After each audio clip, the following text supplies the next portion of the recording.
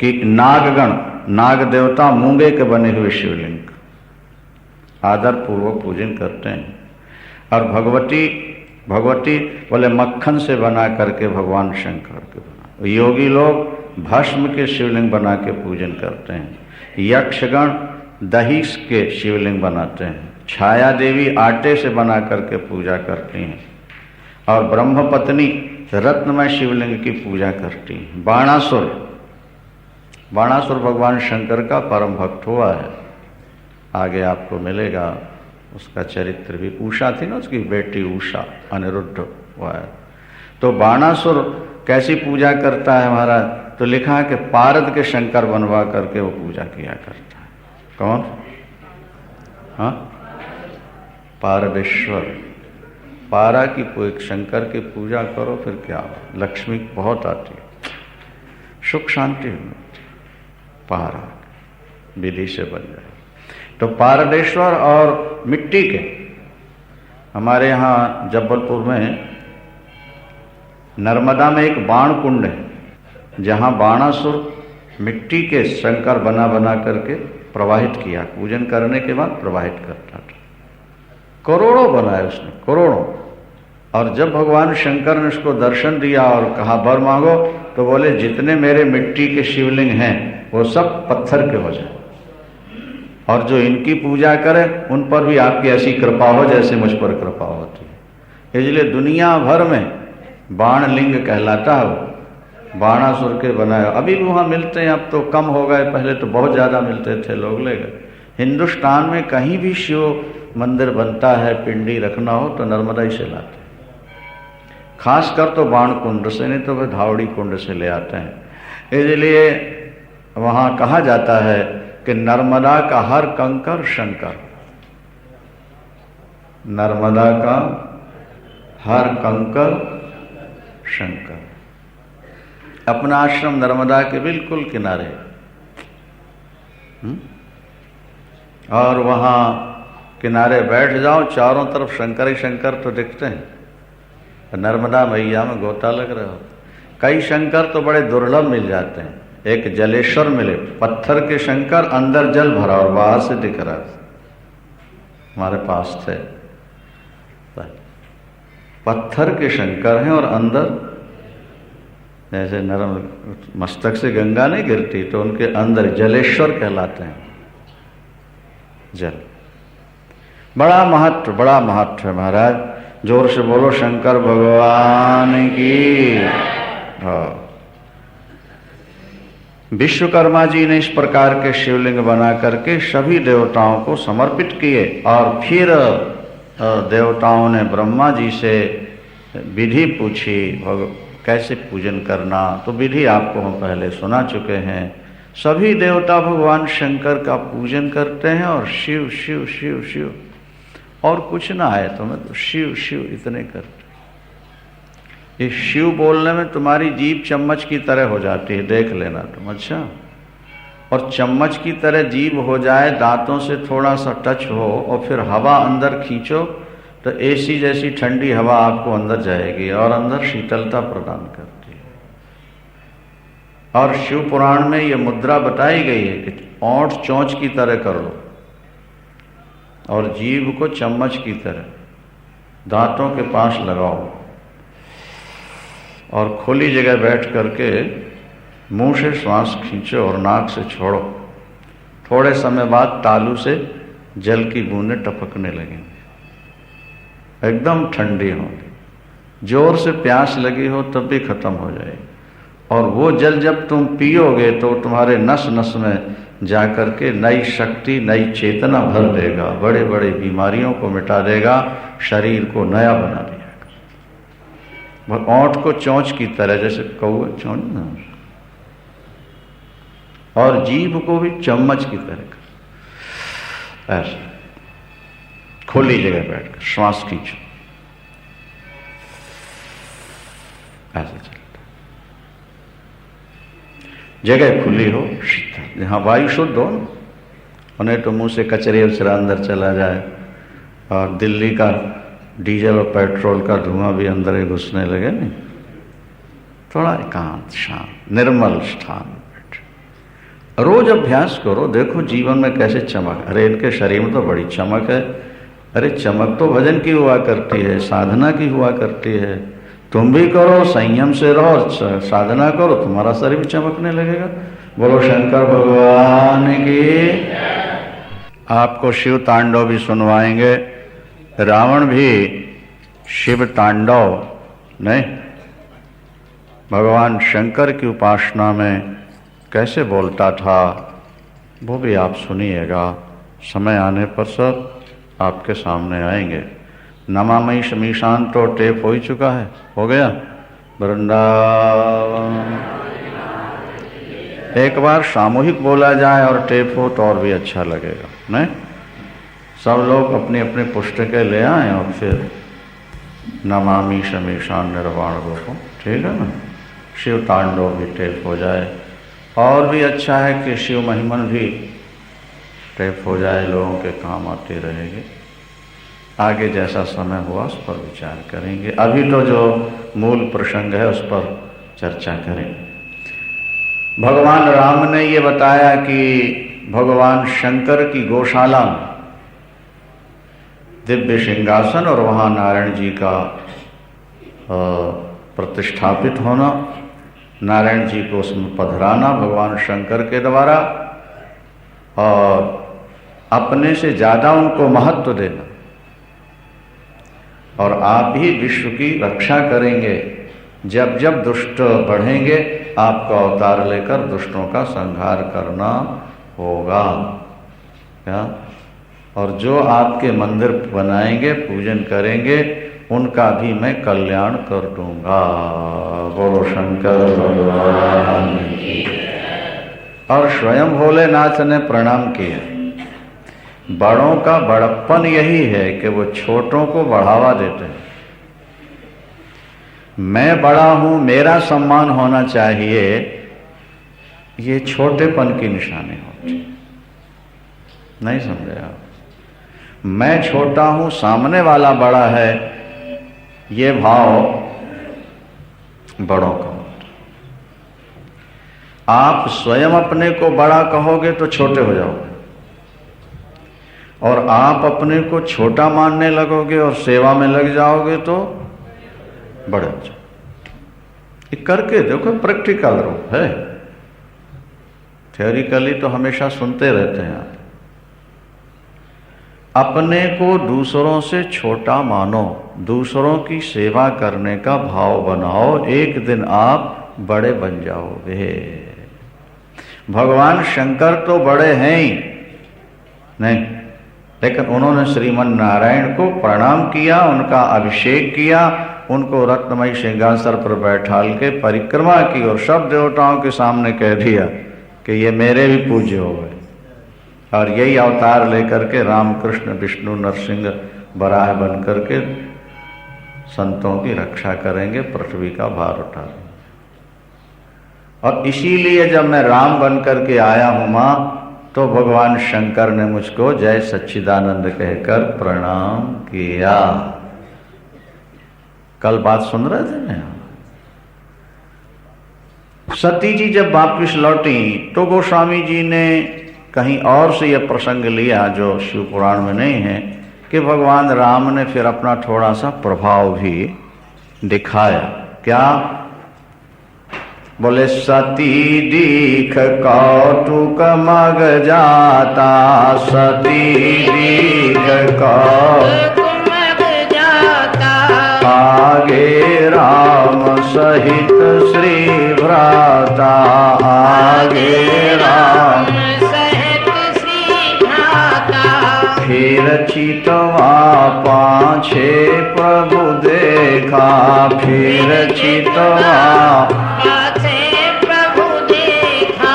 सहित बंधु सिय सुंदर वेशा, सहित बंधु सिय सुंदर वेशा, जहाँ चित वहीं तहाँ प्रभु आसीना, जहाँ चित वहीं तहाँ प्रभु आसीना, से वहीं सिद्ध मुनीश प्रवीणा, से वहीं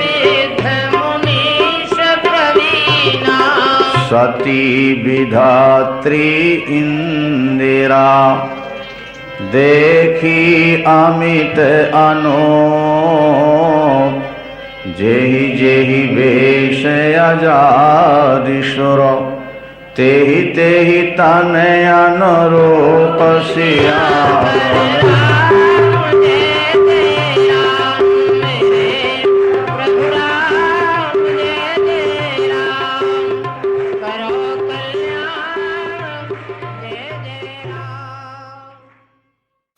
भगवान राम और लक्ष्मण को तो पीछे रोते हुए देखा था, और जब आगे बढ़ी शंकर जी की ओर तो देखा सामने से राम लक्ष्मण और भगवती जानकी तीनों आ रहे। तो आश्चर्य हुआ कि पीछे तो दोनों थे, राम रो रहे थे, और आगे से तो पीछे मुड़ के देखा तो उस तरफ से भी राम लक्ष्मण सीता जी आ रही थी। अरे आगे भी वही, और तो दाहिनी ओर देखा तो उस तरफ से भी आ रहे थे, और बाईं ओर देखा वहां से भी आ रहे थे। अब जहां चितवैं तहां प्रभु आसीन, जहां देखती हैं वहां राम नजर आते हैं, वहां प्रभु नजर आते हैं। भगवान कृपा करें, सबको दृष्टि दें। ये दृष्टि तो उन्होंने 84 लाख जीवनियों में बहुतों को दी, लेकिन वो दृष्टि दें जिसमें उनकी झलक हर जगह दिखाई देती है। बोलो शंकर भगवान की। वो दृष्टि अलग होती है। दिव्यम ददामि ते चक्षु, भगवान कहते हैं दिव्य नेत्र देता हूं अपने भक्त को। भाई सीधी सी बात है, एक कैमरा होता है जो बाहर का चित्र लेता है, और दूसरा एक्सरा होता है जो अंदर का चित्र लेता है। नहीं, एक्सरे में बोलो किसी के मुंह का चित्र लेकर दिखा दे, मुंह के अंदर की हड्डियां दिखा देगा, मुंह नहीं दिखा सकता। और सामान्य कैमरा से कहो कि अंदर क्या है पेट में या छाती में, जरा दिखा दे भैया, बोले बाहर की चमड़ी दिखा सकते हैं, अंदर के हो नहीं। देखो ये दो दृष्टि हो गई नहीं। एक कैमरा बाहर का स्वरूप दिखाता है, और एक्सरे में भी तो कैमरा ही फिट है ना, वो क्या करता है, वो अंदर की चीज दिखाता है, वो बाहर की नहीं दिखा सकता। बस अज्ञानी व्यक्तियों की दृष्टि वो बाहर वाले कैमरे की तरह है कि जो बाहर जैसा है वैसे ही दिखाता है, लेकिन ज्ञानी की दृष्टि कैमरे वाला वो है महाराज, एक्सरे वाला कैमरा है जो बाहर की चीज न दिखाकर अंदर की दिखाता है। भगवान अपने भक्तों को ऐसी दृष्टि दे देते हैं कि फिर वो बाहर की चीज नहीं देखता, उनके अंदर जो ठाकुर बैठे हुए हैं उनकी ओर दृष्टि जाती है, और वही मुस्कुराते हुए हर जगह नजर आने लगते हैं। नहीं समझे आप? वो दृष्टि उनसे मिलती है। आजकल लोग लेंसर लगा देते हैं, नहीं तो ज्योति बढ़ जाती है, अंदर ही कांच फिट कर दे, बाहर ही से चिपका देता है। इसी तरह ठाकुर भी दिव्यम ददामि ते चक्षु पश्य में योगमैश्वर। नामदेव ने कुत्ते में देख लिया, संत एकनाथ ने खोते में शंकर का दर्शन कर लिया। खोते में महाराज, कथा सुनी आपने कई बार पहले, नहीं सुनी? संत एकनाथ गोमुख गंगोत्री से गंगा जल लेकर के रामेश्वरम चढ़ाने जा रहे थे। 50 संत थे साथ। कहाँ जा रहे हैं? रामेश्वर। अब रामेश्वरम यहां से करीब करीब 3000 किलोमीटर तो होगा हाँ? और महाराष्ट्र से वो चल करके पैदल गंगोत्री गए, तो 2000 किलोमीटर इसको मान लो आप कम से कम। तो 3 और 2 5000 किलोमीटर पैदल। आजकल कांवड़ लेने वाले तो यहां से ठाठ से बैठ के कार में या बस में चले जाते हैं और वहां से पैदल लाते हैं, लेकिन पहले ऐसा नहीं था। पहले तो पैदल ही जाना और पैदल ही। अब कहां गंगोत्री और कहां रामेश्वर, और शिव शिव जपते जा रहे हैं। और हर हर महादेव शंभो काशी विश्वनाथ गंगे कांवड़ रखी है कांधे पर और चल रहे हैं वहां। हरिद्वार तो 150 किलोमीटर, 200 किलोमीटर, 250, 300, लेकिन रामेश्वरम 5000 आना और जाना। अब पैदल गए और कांवड़ में जल लिया और पैदल चले, और चलते चलते जब रामेश्वरम के समीप पहुंच रहे, एक नाथ थे, उन पर भगवान की बड़ी कृपा थी, बड़े दयावान थे, उनका हृदय भक्ति से भरा हुआ था। जब आपका हृदय भक्ति से भर जाएगा ना तो बहुत कोमल हो जाएगा, आपके मन में किसी को दुख देने की बात नहीं उठेगी। थोड़ा एक दार्शनिक बात कहते हैं, समझ लो। चावल जब तक कड़ा रहता है तब तक अलग अलग रहता है, नहीं? हर चावल एक दूसरे से, लेकिन जब वो पक जाए तो फिर कठोरता भी चली जाती है और अलग रहने की आदत भी चली जाती है, फिर सारे चावल मिलकर के नहीं समझ में आया। तो संस्कृत में, हिंदी में उसको कहते हैं भात, पके हुए चावल को कहते हैं भात, और संस्कृत में कहते हैं भक्त। पके हुए चावल का नाम है क्या? भक्त। और भजन करने वाले को भी कहते हैं भक्त। उसका संकेत यह है कि जैसे पका हुआ चावल ज्यादा पक जाए तो मिलकर के एक हो जाता है, मुलायम हो जाता है, इसी तरह संसार के भक्तों, जब तुम सबके अंदर अपने भगवान शंकर को देखने लगोगे, सबसे मिल जाओगे, तब तुम भक्त कहलाओगे। खाली इस तरह मंदिर आकर नमस्कार करने से काम नहीं चलता। भक्त को मुलायम होना चाहिए। संत एकनाथ जी की माँ ने कहा, बेटा जरा अमुक पेड़ की छाल तो छील के ले आ, काढ़ा बना के पीऊंगी। पहले तो अब ये टैबलेट्स थे नहीं, अंग्रेजी दवाइयाँ, बुखार आ गई तो अमुक पेड़ की छाल ले आओ, वो गिलोय गिलोय होती थे नहीं, वो ले आओ और उनको काढ़ा वाड़ा बना के लोग पी लेते थे। तो एकनाथ की माँ ने कहा, बेटा अमुक पेड़ की छाल छील के ले आ। एकनाथ गए और छीला तो वहां से पानी पानी सा निकलता है, जब छीलते हैं ना ताजी छाल को, लाली लाली सी भी अंदर दिखती है। तो एकनाथ का दिल कसकने लगा, ये पानी पानी सा निकल रहा, लाली लाली, इसका मतलब ये खून निकल रहा है, इसका मतलब कि पेड़ को कष्ट हो रहा है, ये रो रहा है, इसके आंसू होंगे। ये तो पानी जो है ना वो आंसू हैं, और लालिमा जो दिख रही है वो रक्त है। इसको कितना कष्ट हुआ होगा हरी छाल छीलने में। मैं भी अपने शरीर की थोड़ा छील के तो देखूं कितना कष्ट होता। उसी गंडासे से अपने पैर की उन्होंने चमड़ी छील ली, बड़ी पीड़ा हुई। जितना कष्ट मुझको हुआ इतना ही कष्ट इसको हुआ होगा। ये बोल नहीं सकता, पर इसके अंदर आत्मा तो है, इसके अंदर भगवान भी है। कपड़ा लपेट के बांध के घर आए। माँ का तो स्वभाव होता है बेटे के एक एक अंग को देखती है। जैसे ही आया, ऊपर से नीचे देखा, पैर रक्त भरा हुआ। अरे बेटा ये क्या हो गया? कुछ नहीं माँ। फिर भी तो बोले, माँ तुमने कहा पेड़ की छाल ले आओ, छीला तो मैंने सोचा अपने भी पैर की छाल तो छीलूं, जरा कितना दुख मिलता है। माँ मुझे बड़ा कष्ट हुआ, मुझको लगता है कि पेड़ को भी बहुत कष्ट हुआ होगा। आपकी आज्ञा थी, नहीं तो मैं पेड़ की छाल कभी नहीं छीलता। माँ का हृदय गदगद हो गया, आंखों में आंसू भरे आए। उन्होंने कहा, बेटा जा, एक दिन तू महान संत बनेगा, भगवान की तुझ पर कृपा जरूर होगी।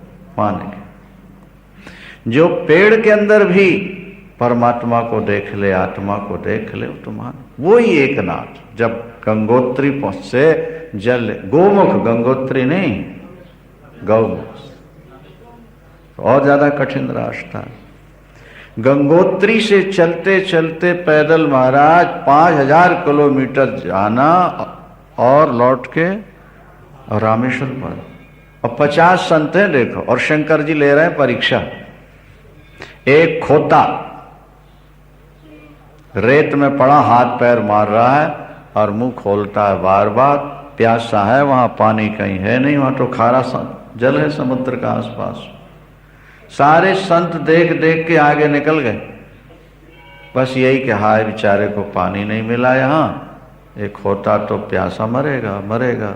49 पार कर गए, 50 में थे एक नाथ। जब देखा छटपटाते, कांवड़ वहीं रख दी और उस खोते का मुंह उठा करके गोड़ा लगा करके थोड़ा सीधा किया, और वो कांवड़ का जल लेकर के नमः शिवाय नमः शिवाय नमः शिवाय उसके मुंह में सारा का सारा गंगा जल पिला दिया खोते को।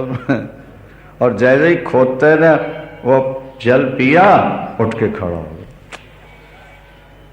अब बोल तो सकता नहीं, पर बार बार वो एक नाथ को देखता है कि इसने मुझको, भाई हित अनहित पशु पक्षी उजाना, क्या मुनिगण निकट विहग मृग जाही और बाधक बधिक बिलोक पर आई। संतों के तो पास में आ जाते हैं पशु पक्षी, और बहेलिया जब बंदूक लेके चलता है तो पक्षी देखते ही भागते हैं जानवर।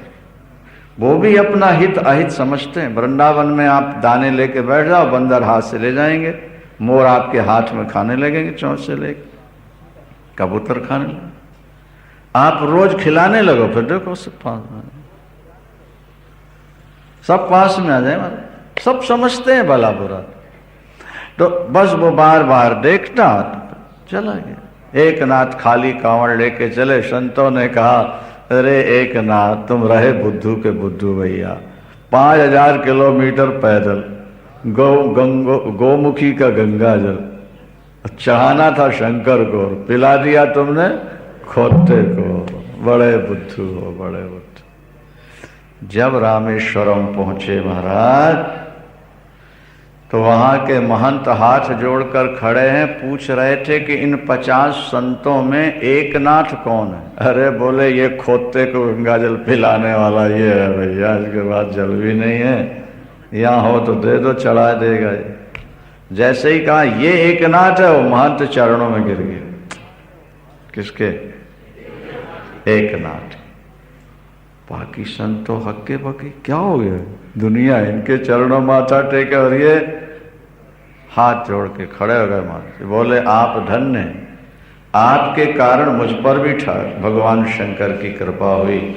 स्वप्न में भगवान शंकर प्रकट हुए, उनके हाथ में त्रिशूल था, डमरू और बस सर्पों की माला, बाघंबर पहने, कपूर की तरह त्रिलोचन भगवान शंकर ने स्वप्न में मुझको दर्शन दिया और कहा कि 50 संतों में एक नाथ आ रहा है, उसको बोल देना कि जैसा जल तुमने मुझे चढ़ाया ऐसा कभी कभी प्राप्त होता है, तुम्हारा जल मुझको प्राप्त हो चुका है और मैं तृप्त हूं।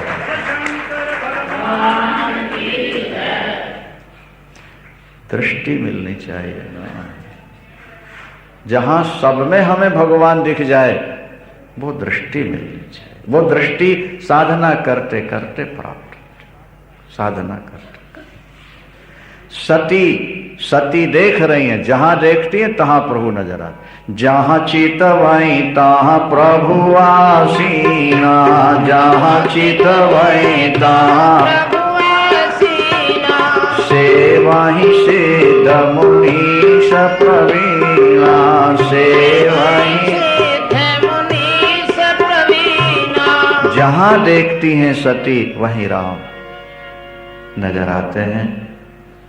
अंत तो गत्वा आंखें बंद करके बैठ गई, हृदय कंप, तन सुध कछु नहीं, और नयन मूंद बैठी मगमाई। और बहुर बिलु को नयन उघारी, तो कछु न दीख तह दक्ष कुमारी। फिर वही राम और लक्ष्मण। अब प्रबोध हो गया कि सचमुच में नारायण ही हैं, लीला के लिए अवतरित हुए।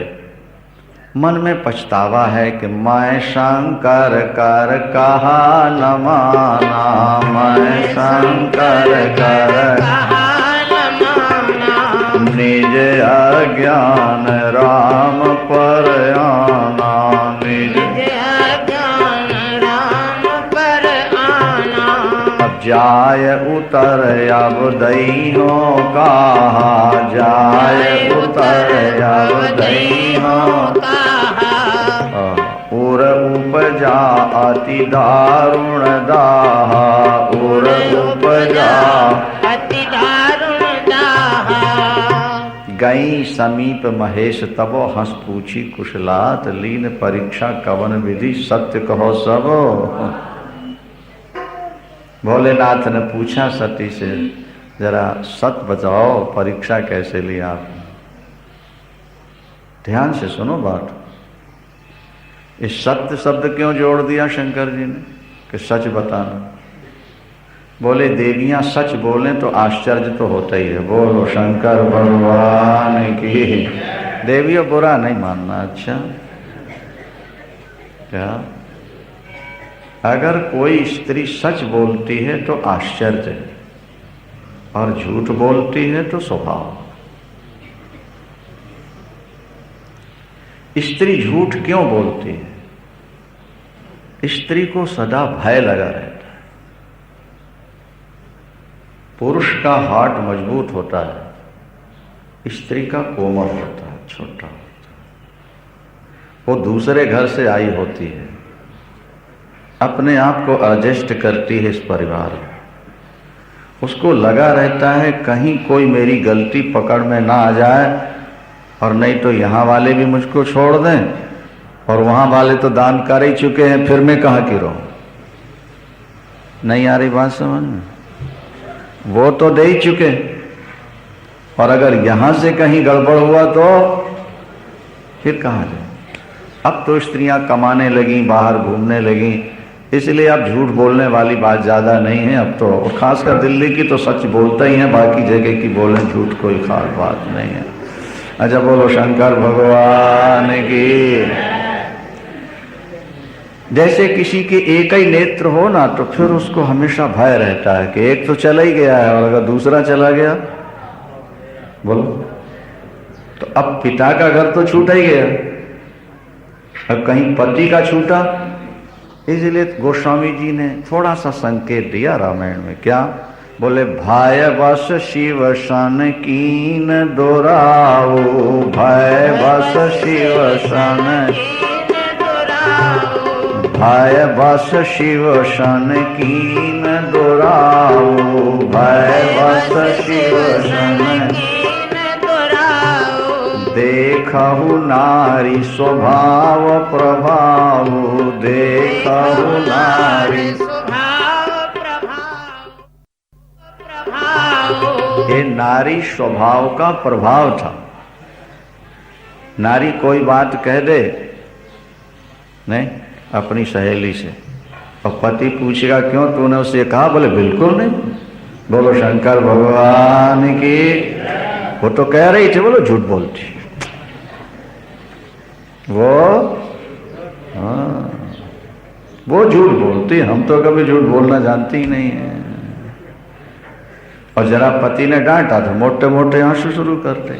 आप तो हमेशा ही डांटते हो, आपने तो हम पर कभी विश्वास किया ही नहीं है।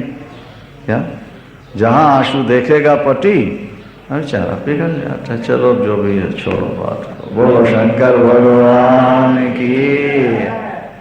बोले भय वश शिव सन कीन दोराओ, भय वश शिव सन कीन दोराओ। देखहु नारी स्वभाव प्रभाव, देखहु नारी स्वभाव प्रभाव। आप कहोगे महाराज ऐसा सुनाते रहते हैं। भाई हम तो नहीं सुना रहे, जो रामायण की चौपाई कह रही है हम उसकी व्याख्या कर रहे हैं।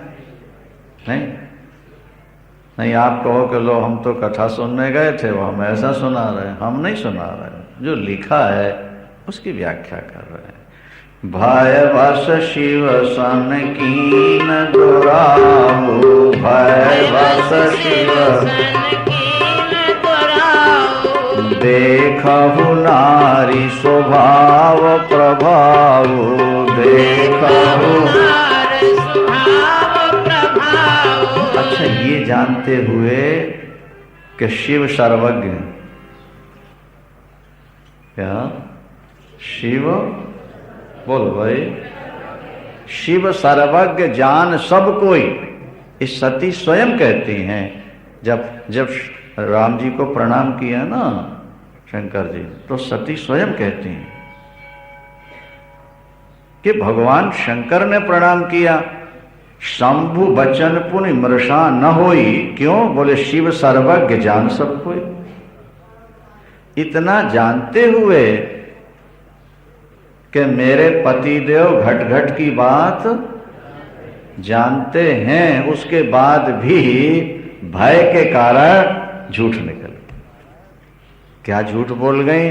बोले कछु न परीक्षा लीन गोसाई, कछु न परीक्षा लीन गोसाई, कीन प्रणाम तुम्हारे नाई, कीन प्रणाम तुम्हारे नाई। बोलो शंकर भगवान। सती जी ने कहा कछु न परीक्षा गोसाई, मैंने कोई परीक्षा नहीं। अरे भाई, जब परीक्षा नहीं लेनी थी तो जाने का क्या मतलब था? बोले मत्था टेकना भूल गई थी ना, इसीलिए गई थी प्रणाम करने।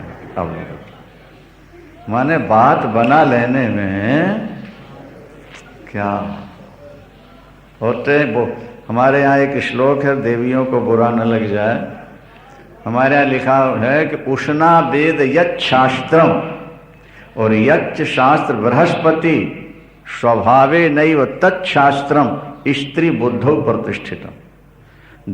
दैत्यों के गुरु शुक्राचार्य और देवताओं के गुरु बृहस्पति के अंदर जितना ज्ञान है, जितना पढ़ा के उन्होंने इकट्ठा किया है, बोले स्त्री में जन्म से ही उतना हुआ करता है। बोलो शंकर भगवान की। जैसे वकील लोग एक एक शब्द में पूरा केस बदल देते हैं, इसी तरह बात को बदल देने की इनमें अद्भुत क्षमता होती है, तो जल्दी पकड़ नहीं सकता। तो बोले कछु न परीक्षा लीन गोसाई, कछु न परीक्षा लीन गोसाई, कीन प्रणाम तुम्हारे नाई, कीन प्रणाम तुम्हारे नाई। भाई सहज प्रश्न है ना कि जब आपको परीक्षा नहीं लेनी थी तो वहां जाने का मतलब क्या था? तो तत्काल बात बना रही, बोले प्रणाम कर, कीन प्रणाम तुम्हारे ने, आपकी तरह प्रणाम कर। यूं तो भगवान शंकर हमेशा विश्वास कर लेते थे, और पुरुष को विश्वास करना ही पड़ता है, नारी को भी पुरुष पर विश्वास करना ही पड़ता, अन्यथा गृहस्थ की गाड़ी चल नहीं सकती। गृहस्थ की गाड़ी तभी चलेगी जब दोनों एक दूसरे पर विश्वास करते। अगर दोनों के मन में एक दूसरे के प्रति संदेह हो जाए तो फिर गृहस्थ की गाड़ी चल नहीं पाए। यद्यपि कपट दोनों में है, पति भी बहुत सारी बातें पत्नी से छुपाता है। ये गंगा जल के धोए नहीं है। बोलो शंकर भगवान की। अब थोड़ा आपकी भी तो तारीफ करनी चाहिए ना। ये देवता गंगा जल के धोए नहीं, ये भी बहुत सारी बातें आपसे छुपाते हैं। कोई व्यक्ति ये नहीं कह सकता यहां बैठ करके कि मैंने आज तक अपनी पत्नी से कोई बात नहीं छुपाई। क्या समझे आप? और स्त्री भी ऐसा नहीं कह सकती कि मैंने आज तक अपने पति से कोई बात नहीं छुपाई। इसके बाद भी कंप्रोमाइज की जरूरत है। क्या यहां कोई सती सीता सावित्री मदालसा नहीं, यहां कोई सब हरिश्चंद्र नहीं है, राम नहीं है। इस संसार में तो ये सब चलता है। पत्नी जो कहे पति को उस पर विश्वास करना पड़ता है, और पति जो कहे पत्नी, तभी तो जीवन चलेगा। क्योंकि संसार निष्कपट नहीं है। क्या संसार, एक बहुत अच्छा श्लोक है हमारे यहां कि कैतव रहितम स्नेहम न भवति मानुष्य लोके। मनुष्य लोक में कपट रहित प्यार होते ही। अब बताओ, संसार में कपट रहित प्यार होते, और अगर हो जाए तो वियोग नहीं हो सकता, और वियोग हो जाए तो वो जीवित नहीं रह सकता। कैतो रहितम स्नेहम न भवति मानुषे लोके यदि भवति कस्य विरह और विरहे सति को जीवति। जीवित कौन है? हर जगह कपट है। व्याप रहो ब्रह्मांड में माया कटक प्रचंड, सेनापति कामादि भट दंभ कपट पाखंड है। लेकिन कभी कभी ऐसी स्थिति आ जाती है जब पति के वचनों पर पत्नी को विश्वास नहीं होता और वो वस्तु स्थिति का पता लगाने का प्रयास करती है। क्या कभी कभी जीवन में ऐसा समय भी आता है। इसी तरह पति के लिए भी कभी न कभी जीवन में ऐसा समय आ जाता है जब पत्नी के वचनों पर सहसा विश्वास नहीं होता। यूं तो भगवान शंकर सदा विश्वास करते थे, लेकिन आज सती ने कहा कि मैंने परीक्षा नहीं ली, केवल प्रणाम करने गई थी, मत्था टेक के आई। भगवान शंकर हर बार ध्यान लगा के नहीं देखते थे, लेकिन आज उनको ध्यान लगा के बोलो देखना पड़ा कि मेरे समझाने पर विश्वास नहीं हुआ और वहां जाके मत्था टेक के खाली वापिस आ गई। ये बात कुछ जम नहीं रही। तब शंकर देखो धरि ध्याना, तब शंकर तब शंकर देखो धरि ध्याना, तब शंकर सती जो कीन चरित सब जाना, सती जो कीन चरित सब जाना। योगी जैसे मन की बटन दबाता है, संकल्प के चित्र सामने कहीं क्या रूप बनाया, क्या वहां पर प्रश्नोत्तर हुए, क्या क्या संवाद हुआ। भगवान शंकर ने सती को डांटा नहीं कि तू झूठ बोलती है, क्या तो झूठ बोलता। सती तो सती है। कभी झूठ न बोलने वाली सती ने अगर आज मिथ्या भाषण किया तो इसमें कोई लीला है। जब ध्यान किया क्या रहस्य है तो वो भी समझ में आ गया, वो भी समझ में आ गया कि परमात्मा ने झूठ बुलवाया है सती से। क्या भगवान शंकर ने भगवान राम को प्रणाम किया। तब शंकर राम सिर नावा, प्रेर सती जही झूठ कहावा। पतिव्रता नारी पति के सामने झूठ नहीं बोलते। झूठ बोल दे तो पातिव्रत खंडित हो गया उसका। नहीं आई बात समझ में? जिसको पतिव्रता कहते हैं वो पति के सामने मिथ्या भाषण नहीं कर सकता। उसका आचरण मिथ्या नहीं हो सकता, क्योंकि मिथ्या आचरण होगा तो धर्म नष्ट हो जाएगा और मिथ्या भाषण होगा, बोलो हाँ, तब भी धर्म नष्ट होता। पति से बराबर झूठ बोलोगे तो पातिव्रत नष्ट होगा। भले ही तुम्हारा दूसरे से संबंध न हो पर पति से, लेकिन बराबर झूठ बोलते रहोगे तो भी तुम्हारा धर्म, उसमें कुछ न्यूनता आ जाएगी। पातिव्रत में न्यूनता आ जाएगी, इसलिए झूठ। आज सती झूठ बोली, प्रेर सती जे झूठ कहावा, बहुरी राम मायहि सिर। प्रभु की माया है, झूठ बुलवा दिया। अब विचार करने लगे कि सती को मैंने सीता के रूप में देखा और सीता माता है, तो माँ के रूप में जिसको देख लिया उसे पत्नी रूप में कैसे ग्रहण करें? फिर सती ने कोई पाप भी नहीं किया। परीक्षा कोई पाप नहीं है, परीक्षा पाप नहीं। अच्छा, निष्पाप को त्यागना ये भी महापाप है। निष्पाप का त्याग करना ये भी पाप है।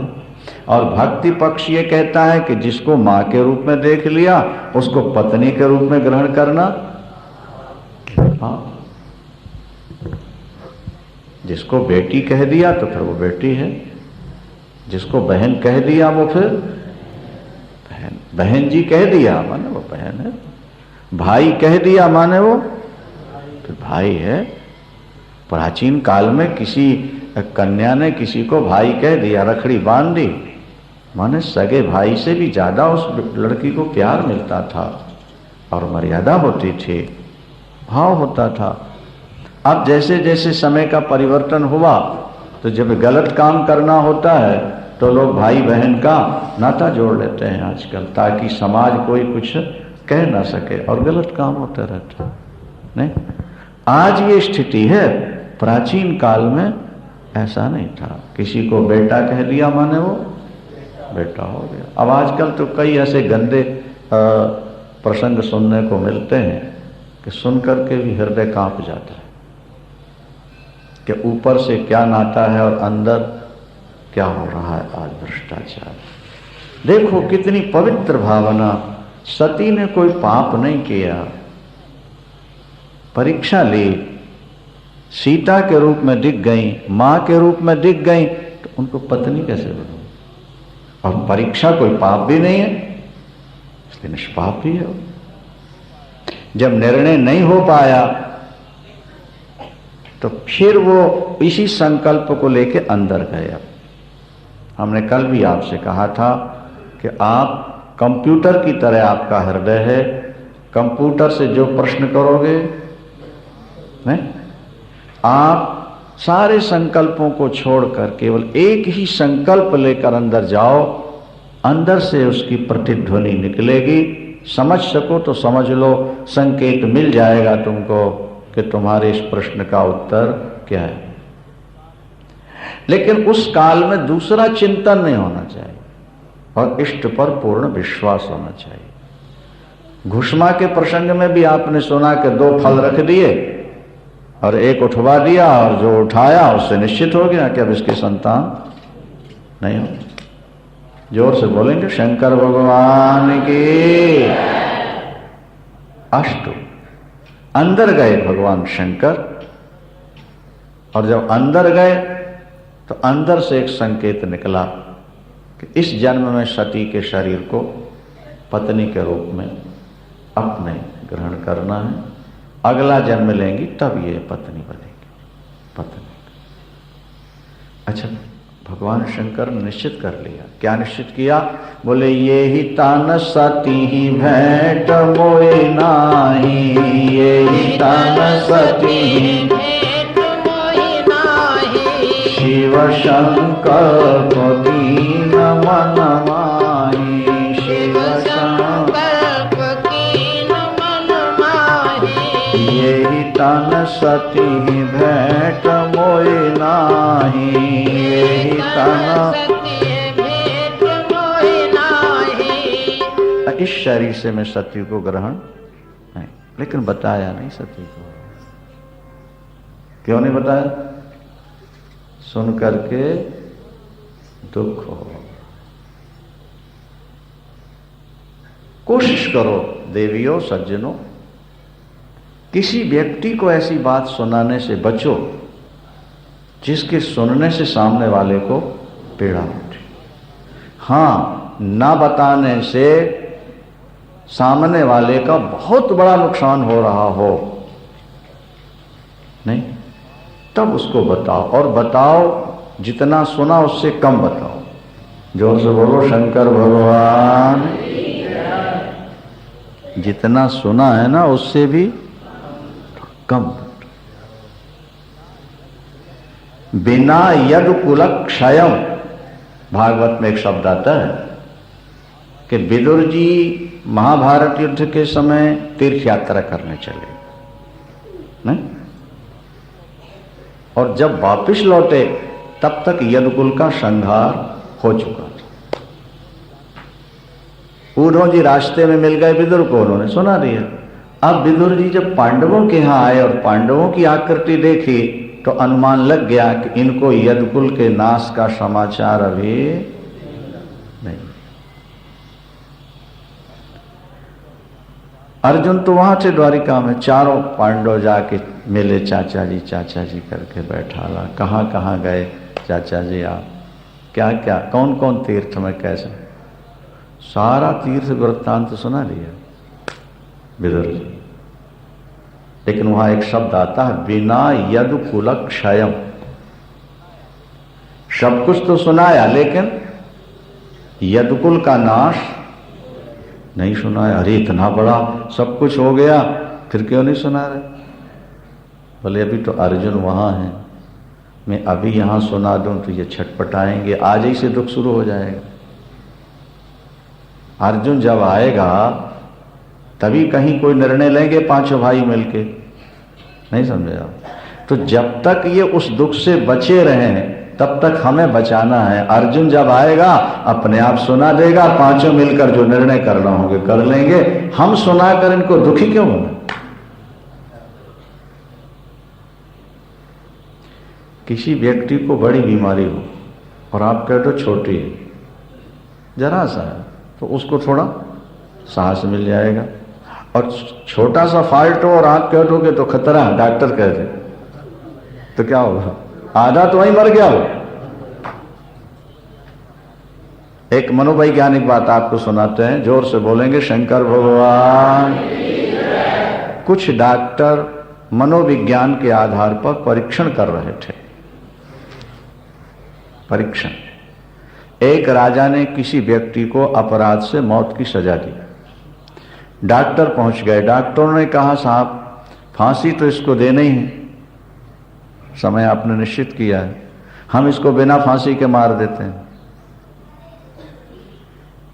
इसको ठीक है मार दो। 4-5 डॉक्टर उसके पास पहुंचे। किसके? बोलो भाई, उस व्यक्ति के पास जिसको फांसी का आदेश हो गया। डॉक्टरों ने कहा देखो तुम्हें फांसी का आदेश मिला है, सुना है तुमने? हाँ सुना है, लेकिन तुम्हारे गले में फंदा डाल के तुम्हें फांसी नहीं दी जाएगी। फिर कैसे मारा जाएगा मुझको?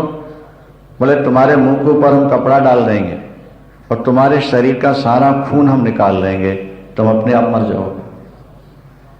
वो खून तुम्हारा और किसी काम में आ जाएगा और तुम्हारी मृत्यु हो जाएगी। और डॉक्टरों ने उसको दिखाते हुए कई बोतलें ला करके बोतलें रख ली और वो सीरीज और रबर और उसके लगा दिया और मुंह में डाल दिया ऊपर से कपड़ा और वो उसको लेटा दिया। और डॉक्टर कह रहे हाँ अब 10 ग्राम खून निकला। फिर आगे बोले 25 निकल गया, अब 50 निकल गया। एक ने कहा इसके हाथ की धड़कन और नाड़ी की धड़कन कम होती जा रही है। किसी ने कहा इसके दिल की धड़कन भी अब बंद होने जा रही है, बस अब ये मरेगा, बस अब ये अंत सांसें हैं। वो कितना निकल गया, अब 2 बोतल निकल गया, 4 निकला, 5 और देखो बस मरा मरा मरा, बस श्वास गई गई गई और मर गई और 1 बूंद खून नहीं निकाला। बोलो शंकर भगवान की। उसके शरीर से 1 बूंद खून नहीं निकला। अभी शंकराचार्य जी सुना रहे थे कि गुरुदेव हमारे श्री कृपात्री जी महाराज, उनके भी गुरु हमारे भी, तो उन्होंने शरीर छोड़ने की प्रक्रिया हमको बता दी। जरूरत पड़े तो प्राण कैसे छोड़ना, शंकराचार्य जी बोले। तो फिर हम गए, हमने कहा कि बताइए गुरु जी ने कैसा क्या बताया था आपको, प्राण छोड़ने की जरूरत पड़ जाए तो कैसे छोड़ें। उन्होंने इसी ढंग की कोई प्रक्रिया बताई कि कैसे प्राण छोड़ सकता है। बोलो शंकर भगवान की। मतलब ये है कि आपका मन अगर कहीं केंद्रित हो जाए ना किसी चीज में, नहीं समझे आप, तो वो वस्तु साकार हो जाती है। केवल उन्होंने सुई लगाई थी वैसे ही चमड़ी में, ब्लड 1 बूंद नहीं निकाला, बस खाली कहते रहे अब इतना निकला, अब इतना निकला, अब धड़कन ये हुआ, और वो जो सुनता जा रहा है वही। एक मनोवैज्ञानिक चीज है। व्यक्ति भावना से अगर भगवान को इस प्रकार सोचने लगे कि बस आए आए आए, प्रकट हुए हुए हुए, वो एक तान वृत्ति उसकी जुड़ जाए तो कुछ समय बाद देखेंगे कि भगवान प्रकट हो गए उसके साथ। और भगवान नहीं है नहीं है नहीं है नहीं है, नहीं, बात खत्म। वेद का एक मंत्र है, अस्ति चेद अष्टि नास्ति चेद नास्ति। है नहीं है। जिसने कहा ईश्वर है उसके लिए है, जिसने कहा नहीं है उसके लिए नहीं।